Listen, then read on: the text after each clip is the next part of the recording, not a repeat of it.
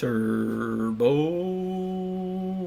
Hey guys, it's Chris again, and I'm back here helping you out with another tutorial, and this one's going to be on inventory systems. We did a tutorial like this in the past, and I am just going through and updating it to more current standards. So if you follow along, I made this GitHub repo right here, which I'll have a link to in the description, where I'll be getting some copy and pastables just to make it quicker for everyone to digest. But to start off, whenever you init a new Turbo project, it spits you out this guy right here, your lib.rs, and I'm gonna save it. Another thing I would recommend, whenever you're using Turbo, whenever you are making a project, even following along, if you're on the repo and you're watching the video, run your project. I already have it running right here, but how you do that is you just do turbo run-w. To jump into it, we are going to start off by adding in a player.rs. So if you watched any of my videos, normally I like to keep things clear and concise, and if you're going to actually add in an inventory system to your project, then what you're gonna want to do is probably add it into the player struct, or whoever your player is. So by adding a new file here, we're gonna emulate having a player. So we're adding in player.rs, and then whenever we add in a new file, there is some lines of code we have to add in. There's one line of code we have to add into the top of player.rs, and two that we have to add into the top of lib.rs. So those lines of code are to the top of player.rs, it's use create : star semicolon. So you're just going to go up here and add that in, and then you can save that. And then over here, we're going to add in use player and mod player into the lib.rs. So I'm going to do it right above this turbo game right here. I'll add that in and I'll save. And you'll see right here I'm adding in and saving things in real time, and this is how you should be using Turbo, so I just wanted to kind of show that for this video. Moving on to step 2, we're going to add in the player and inventory structs. So I have a player struct and I have an item struct, which is what I called my inventory struct.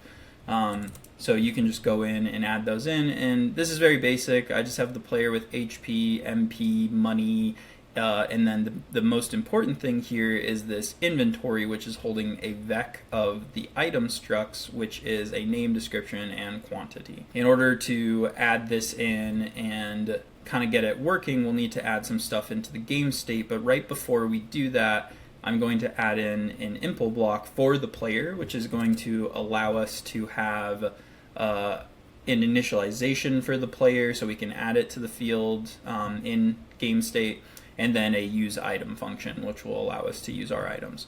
So I'll save this right now, and as you can see, I'm updating everything and saving it in real time, because again, that's how we want to use Turbo, so I wanted to kind of show that this time around. So moving on to the next step here, we're going to add some fields into GameState.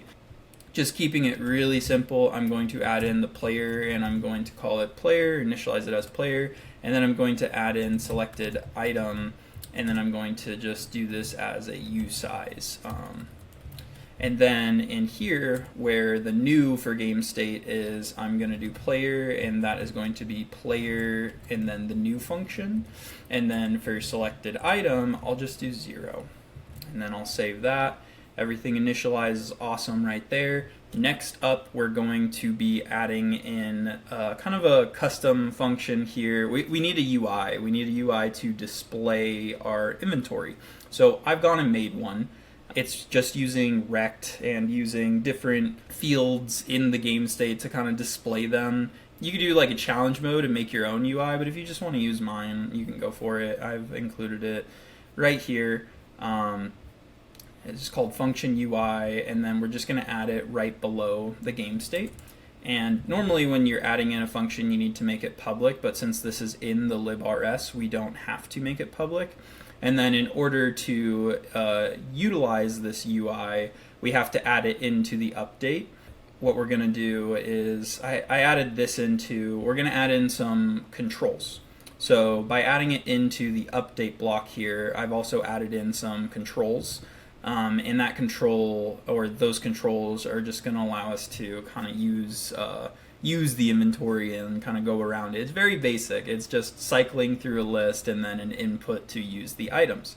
So I'm going to save this, and you might have noticed in the background here something popped up, and that's because those changes that we save, they happen in real time. So now I have my working inventory system that I can go around and use. It wraps from the bottom to the top, and you'll see here that I have an HP potion, an MP potion, and my limited edition Turby.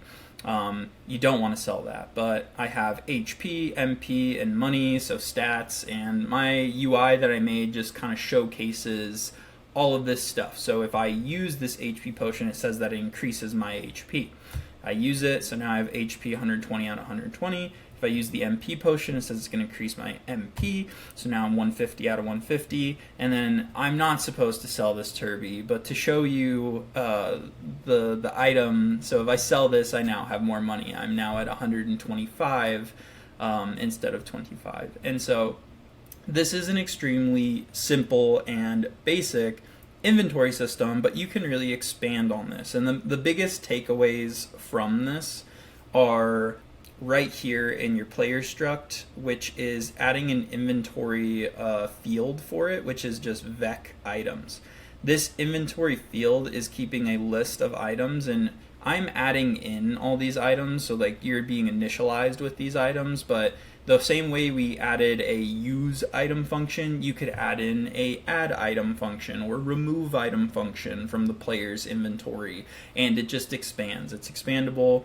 This is a lot of how I did the code in my game called Hanger, where you can have some items and you have things called datums and texts, and so I use this whole system for a complete game, and I can swear by it that it works for just a simple project that you might be going for, just something quick or something that expands into something greater. And so this is a good place to start. Having items, storing them in a list, having the ability to use them, and then having effects and stats and all of that. You can get as much... You can dive into the weeds as like deep as you want to go, but I want to give you a building block and make it expandable and modular, and then give that to you so you can use it going forward.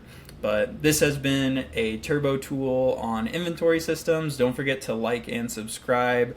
I try to come out with these every week. More videos will be coming out in the future. Leave a comment on what you want to see, what you want to know how to do, and I'll deliver it in a Turbo tool. I'll get you up to speed, I'll help you out. Make sure to join the Discord so you can ask questions in real time if you're not into watching videos or following along on GitHub repos, whatever it is. We want to help you out and get you using Turbo, but don't forget the extreme power of reloading and saving, and have a great day, guys.